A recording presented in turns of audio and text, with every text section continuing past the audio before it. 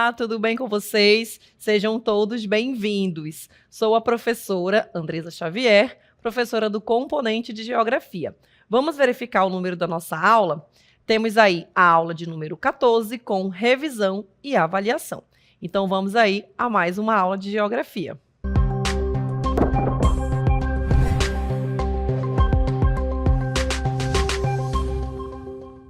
Muito bem, então vamos iniciar a nossa revisão relembrando sobre urbanização na Amazônia.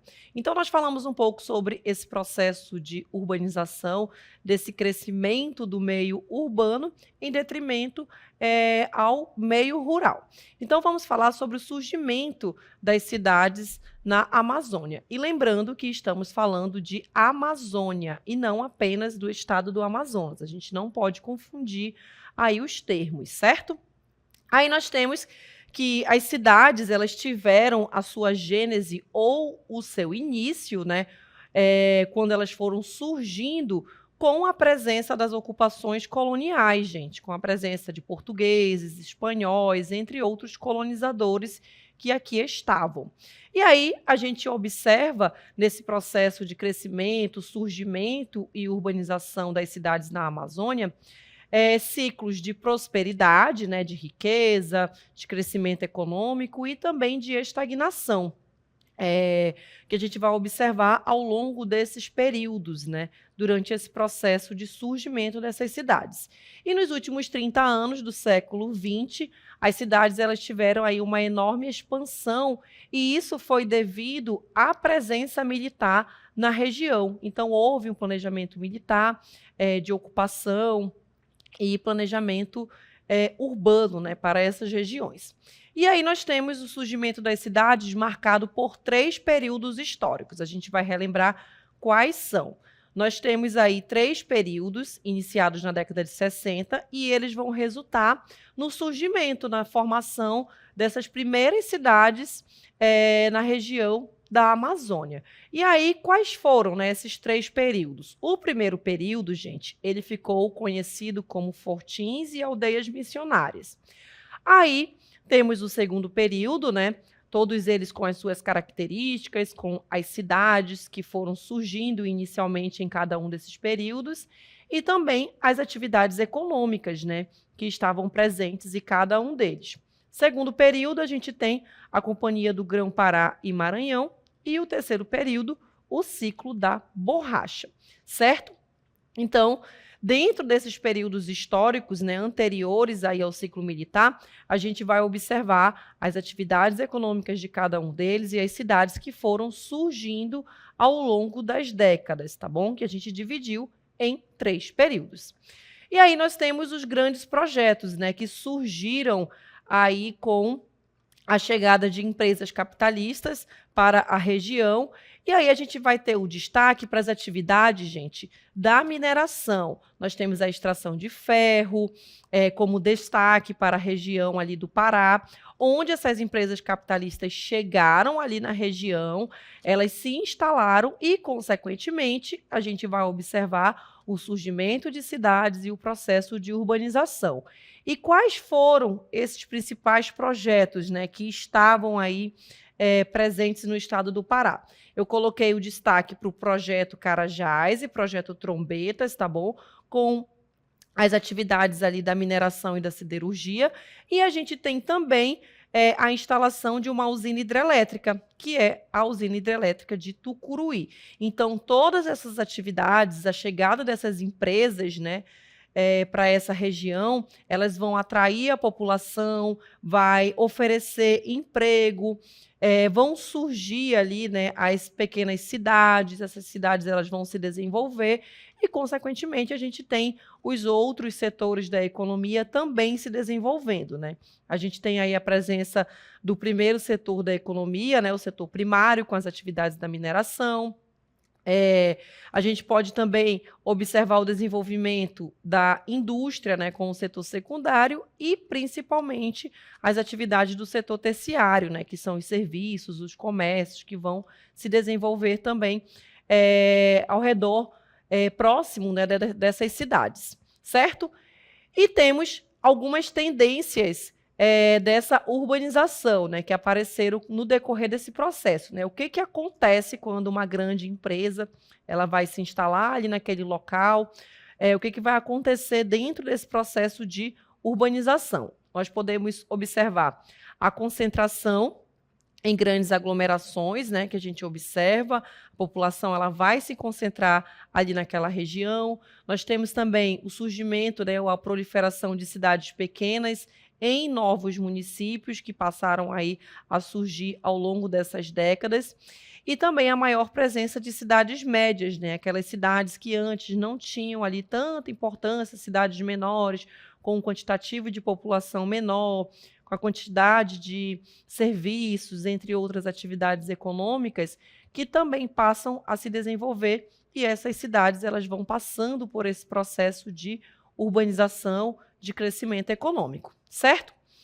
E aí falamos também, durante as nossas aulas, sobre as representações cartográficas, né? Deixando a urbanização aí um pouco de lado, vamos falar sobre as representações cartográficas. O que que são representações cartográficas, né?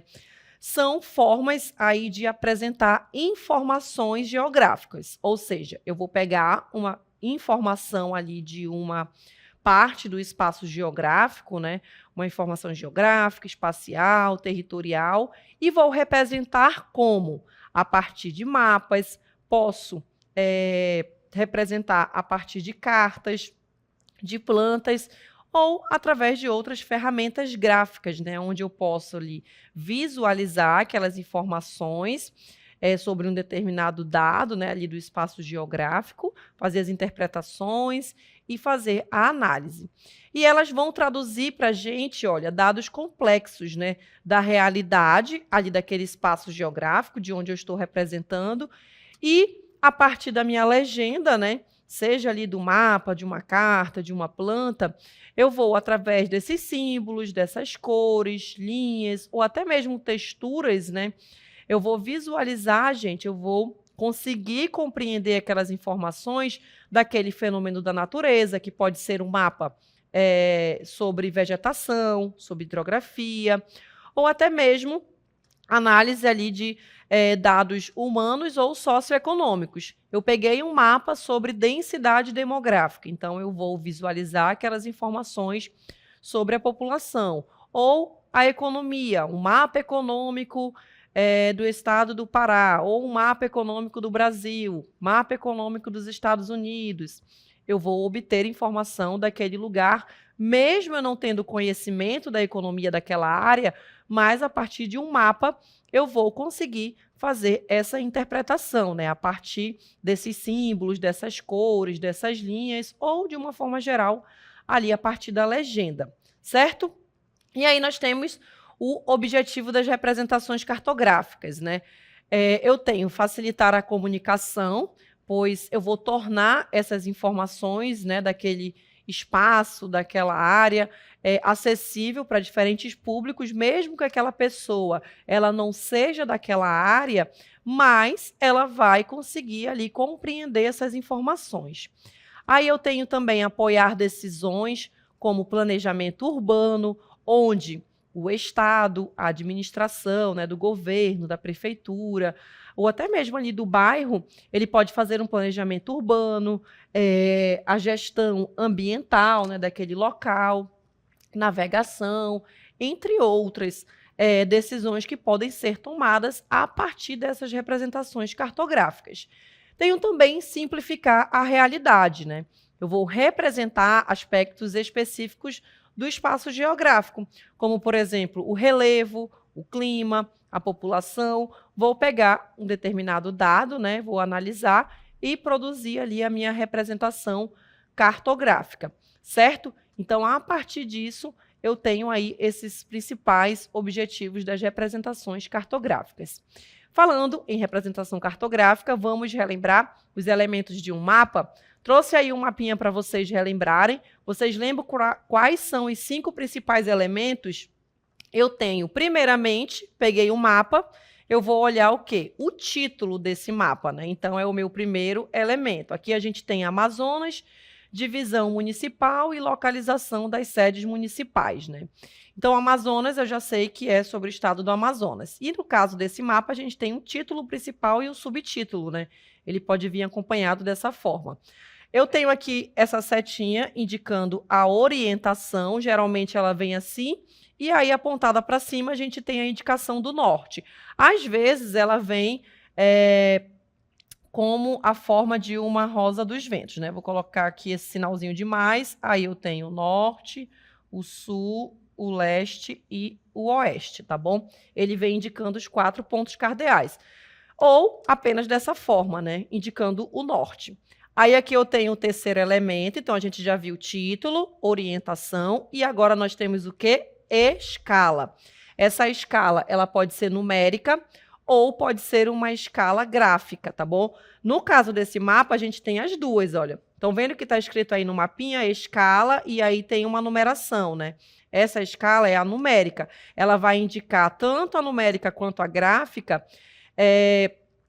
a distância, né, de um ponto para o outro, quanto esse mapa, essa área foi reduzida para caber nessa representação cartográfica, e aí a gente pode verificar no mapa a distância de um ponto para o outro e também fazer outras análises, né? E aí quarto elemento aqui, nós temos aqui no cantinho a nossa legenda. Aí eu tenho de amarelo sedes municipais, aí de azul no mapa a gente tem a hidrografia, em amarelo os municípios, o que está em cinza, de acordo com a legenda, são os outros estados, né, que fazem fronteira aí com o estado do Amazonas, e de branco nós temos os países da América do Sul, né, que fazem fronteira, no caso da minha análise aí que eu vou fazer no mapa, com o Amazonas, tá bom? E aí nós temos também aqui a fonte, olha, no caso aí desse mapa, nosso quinto elemento de um mapa, a gente tem aí o professor Alexandre Donato. Foi ele que produziu essa representação aí, esse mapa, tá bom? Então, são 5 elementos. Nós temos o título, temos a orientação, temos a escala, a legenda e a fonte. A fonte, gente, é muito importante. Eu não vou pegar qualquer mapa e fazer ali uma análise. Eu preciso ter uma fonte confiável, né? Me passando ali aquelas informações, tá bom? Vamos falar sobre georreferenciamento, aí relembrar o que é o georreferenciamento.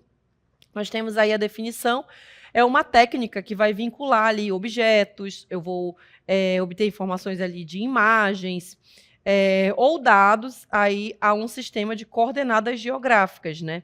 A partir das latitudes e longitude, ou seja, eu vou pegar a distância com relação à linha do Equador ou com relação ao meridiano. O objetivo eu tenho garantir precisão, né, na representação espacial, onde isso vai me permitir ali analisar, tomar decisões baseadas ali na localização. E quais são ali as ferramentas e o processo, né? Como é que funciona esse georreferenciamento? As ferramentas, a partir do GPS, né, onde eu vou coletar ali as coordenadas geográficas, aí onde você está, você tem uma coordenada geográfica, você tem uma latitude, você tem uma longitude. A latitude é com relação à linha do Equador e a longitude com o meridiano, tá bom? Aí nós temos também o sensoriamento remoto, né, como uma outra ferramenta, onde eu vou fazer análise de imagens de satélites ou drones georreferenciados, né? Eu vou pegar uma imagem de satélite de 20 anos atrás, de uma determinada área da floresta amazônica, lá no município de Borba. E aí eu vou verificar como essa imagem ela está hoje. Então, eu vou fazer a análise do que foi desmatado ali naquela região, entre outros objetivos que a gente pode ter com essa análise dessa imagem de satélite. Aí eu tenho também os softwares, né? São os programas que são especializados nessas produções cartográficas. Aí eu tenho o QGIS, o ArcGIS, o AutoCAD, são alguns dos programas. Inclusive, o professor que elaborou esse mapa que a gente viu anteriormente, ele provavelmente usou ou o QGIS ou o ArcGIS, né? Que a gente utiliza bastante. Aí o processo nós temos coleta de pontos no controle do terreno, associação desses pontos, né, a coordenadas conhecidas, corrigir também as distorções dos mapas, vai depender muito de como que eu vou utilizar, né? Se eu estou usando o GPS, eu vou coletar ali os pontos de controle, né? Coleto as coordenadas geográficas ali de onde eu estou fazendo a análise. Aí nós temos as aplicações práticas, né, tanto dessas ferramentas como desses processos. Agricultura de precisão. Eu posso fazer, por exemplo, um mapeamento de lavouras para otimizar a irrigação, adubação, colheita. Aí nós temos um exemplo, os tratores com o GPS autoguiado, né? Então, a gente está falando aí de latifúndios, né, de grandes terras, plantação de soja, plantação de milho, de algodão. Então, ele vai mapear ali exatamente, até mesmo para otimizar essa atividade aí da agricultura.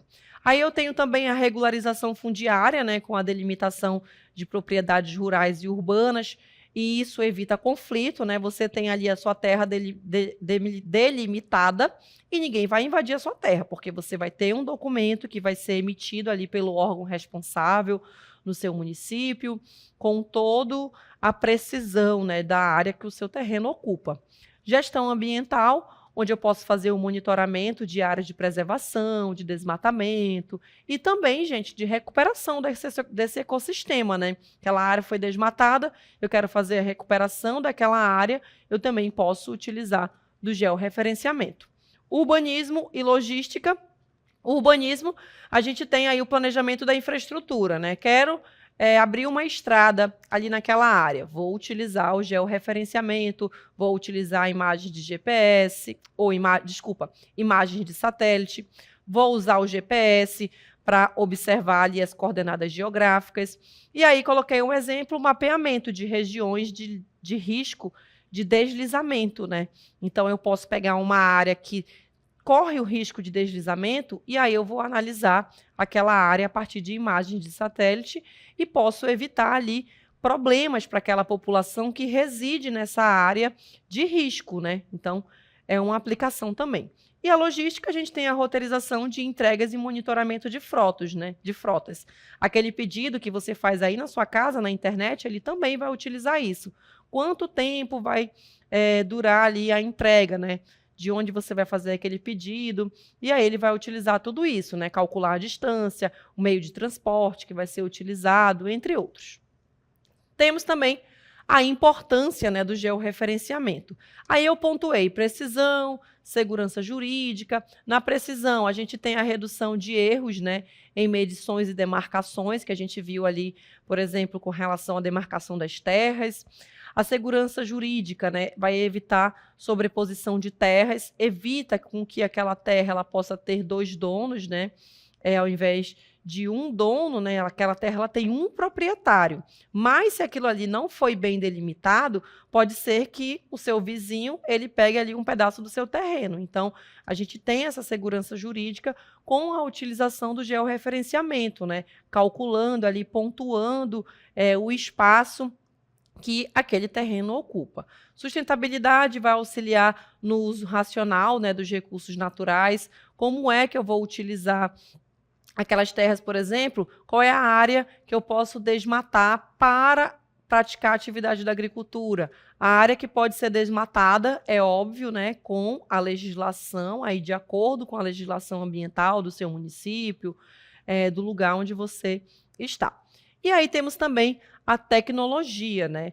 Nós temos a base para sistemas como o Google Maps e também aplicativos de mobilidade que você pode utilizar, né? A gente tem vários aplicativos que são utilizados para você se locomover de um lugar para o outro. O Google Maps também é um deles. E isso acaba melhorando também, né, para a população, a questão da logística também que a gente viu ali na aplicação, né, com relação às entregas do produtos que a gente faz aí as compras pela internet, entre outras formas, certo? Então, são alguns dos pontos aí dessa importância do georreferenciamento. Então, essa foi a nossa aula de revisão e até uma próxima.